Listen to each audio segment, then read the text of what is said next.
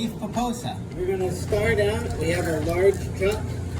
We're gonna take it out of the plastic and pat it dry with napkins.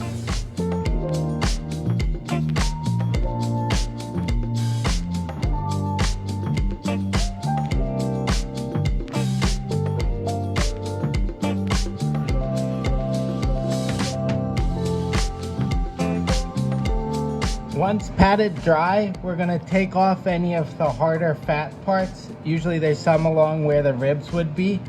And then on the other side, there's some large skin-like pieces. We'll just take a sharp knife and go under, being sure not to cut any meat off, and just take that off.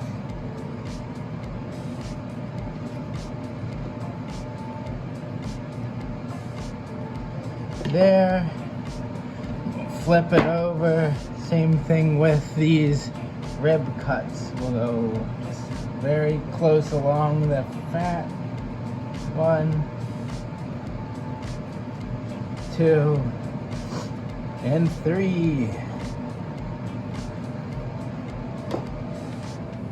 Now that we've cleaned up the chuck, we're gonna cut it into 2.5 inch large chunks.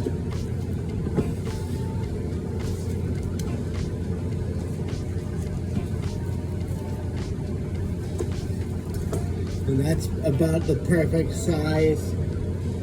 For size comparison, I will a little milk container, I don't know, like a little smaller than my fist.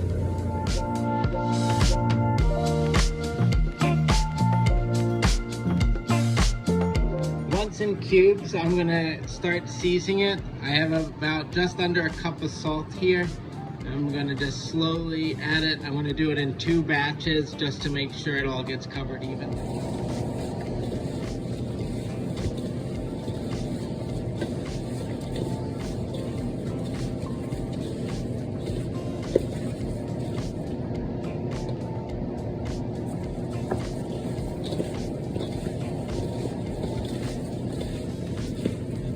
Make sure it's just evenly covered. Once the beef is seasoned, I'll put it into a deep hotel pan, a 6-inch large hotel pan.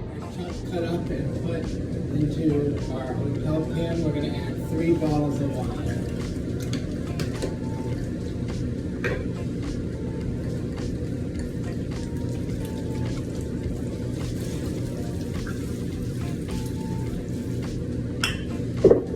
Now cover the chuck and put it in the fridge to marinate overnight.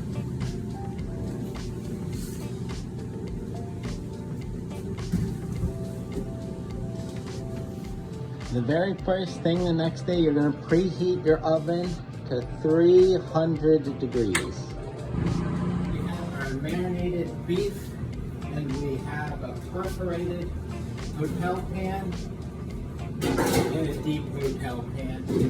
Our first step is going to be taking the beef out of the marinade to drip dry in the perforated pan. And while that is going on, we're going to start heating up our oil in the pans. So we have our beef drip drying. We're going to save the red wine because that's going to be used for the braise. And our pan setup, we have 2 stobs and we have a big cast iron. We're gonna be browning all the meat in those. Cooking, I like putting a double layer of gloves on because we're putting relatively wet meat into hot oil. It has a chance to splatter, and to avoid burns, I find it helpful to double up on gloves.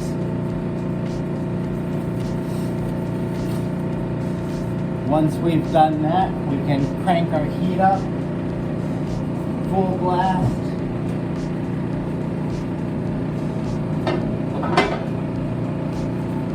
Getting nice and hot. We're gonna take our olive oil and we're gonna give about 1/8 of an inch covering on the bottom of the entire. It's been about 2 minutes.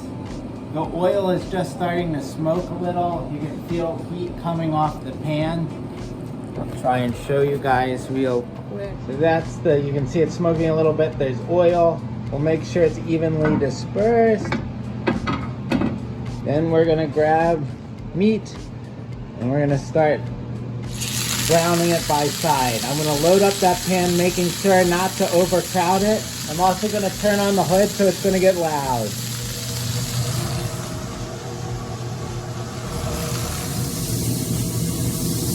These have been on for about a minute. I'm gonna flip sides so they're evenly browned all around.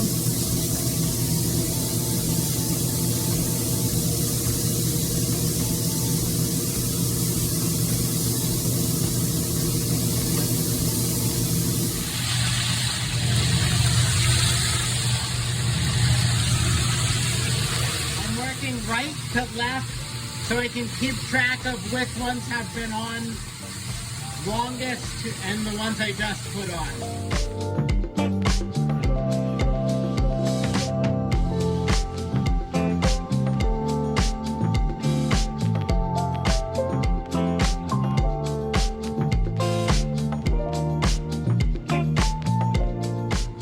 I'm putting the meat back into the perforated pan just to get access to our wine. I'm going to use that wine to deglaze. As soon as I was done cooking, I turned the heat off the pans. We're gonna grab our wine marinade and we're gonna dump a bit in each pan.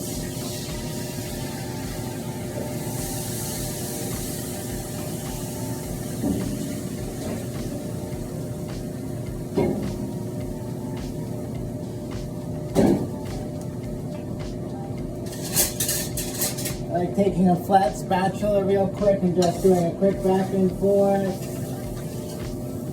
You don't want any char on there, but you do want some flavor.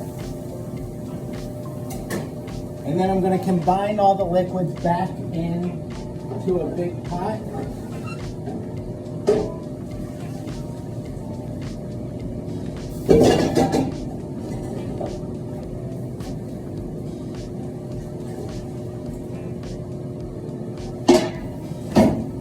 Turn that pot on medium heat.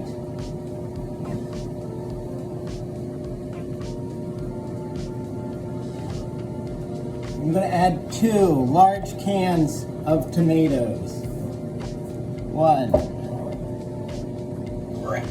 2.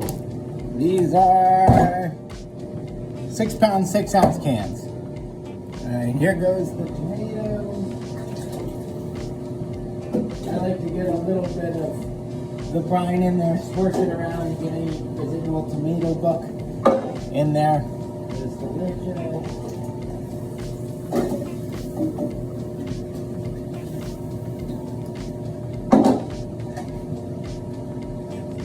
Giving it a quick stir. And then I'm going to take chicken stock and add it until my stove is basically full to the top. I'll take a close up so you all can see how that looks.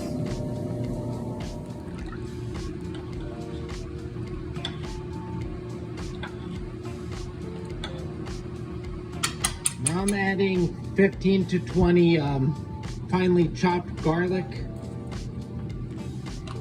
15 to 20 cloves, that is. Make sure we get all of it in there best we can. Next is kind of tedious, 100 cranks of pepper. Give your raising liquid a good stir. Everything's in there. I like to give it one final taste to make sure the salt is good.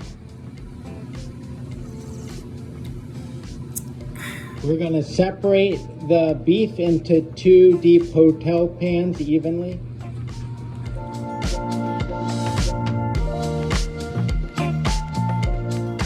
We're not looking to bring this to a boil or anything, it's just warm enough in case we needed to add salt to it, dissolve, and we can taste again. We'll taste it one more time for good measure. delicious. And then we're going to evenly distribute this. I like just grabbing a quart container, do 1 for 1.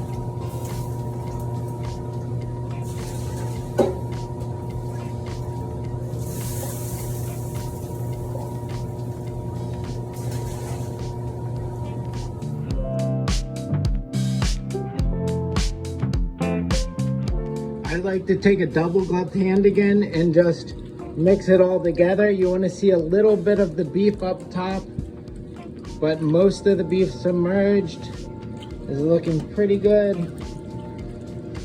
Same with the other one.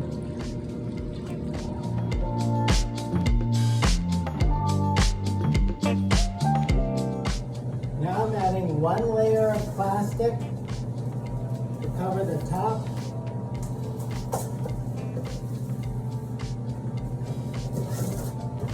2 layers of aluminum foil to cover the top.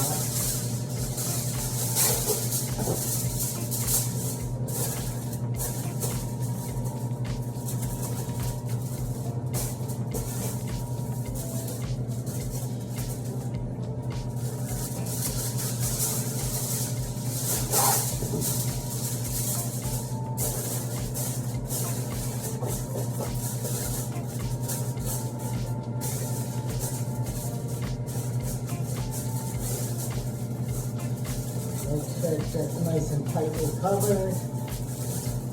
Do the same with the other one, and then we're going into the 300-degree oven.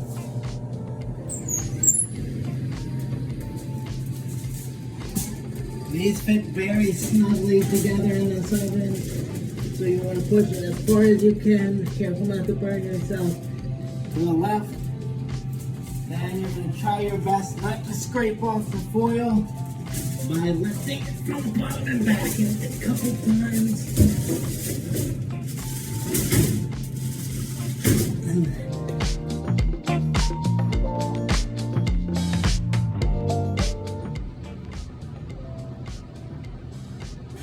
Hours have gone by. I'm pulling it out of the oven.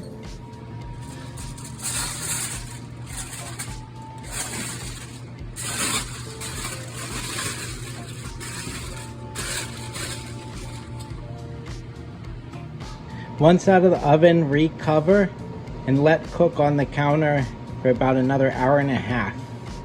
After pulling the meat and letting it rest in the hot liquid for about an hour and a half, we're gonna dab it to get all the oil off the top.